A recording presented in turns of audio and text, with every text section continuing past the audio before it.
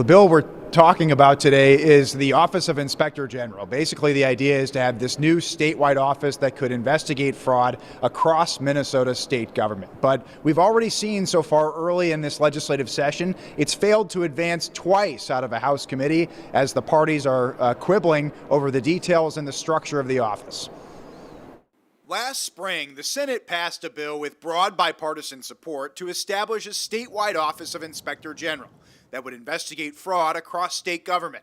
But in the tied House of Representatives, that proposal has hit a political roadblock. Democrats are about to kill the bill. There is no Democrat willing to kill this bill. In two House committees this session, the parties have blocked each other's proposals, with the feud centering in part around whether the Inspector General's office should have its own law enforcement division. I think that independent voice is absolutely mission critical. Republicans like Representative Jim Nash say the House must adopt the Senate version that includes law enforcement functions inside the office. That's so important, and I think it's so fundamental to having the OIG have those capabilities. On the DFL side, Representative Matt Norris's proposal gives the Inspector General subpoena power. I think everybody agrees that this is a really important tool. But in his bill, the Inspector General's office would not have its own law enforcement division, and instead would rely on the BCA's Financial Crimes Division for fraud investigations. So they've got a lot of resources that they can bring to bear on cases like this. They've got the experience. Governor Walz says he'll sign an Inspector General bill if the legislature gives him one. I just want to get these right people in place. But his BCA superintendent, Drew Evans,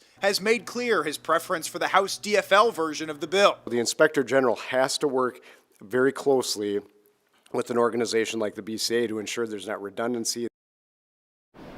Now, Danny, are there any other holdups to the bill other than that law enforcement division? Yeah, there are a couple. The House DFL version adds some costs to the office for more funding for some staff. And then there's also a question between House Democrats and then the Senate and the House GOP over constitutional concerns.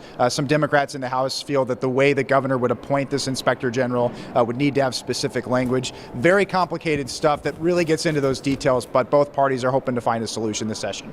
All right. Thank you, Danny.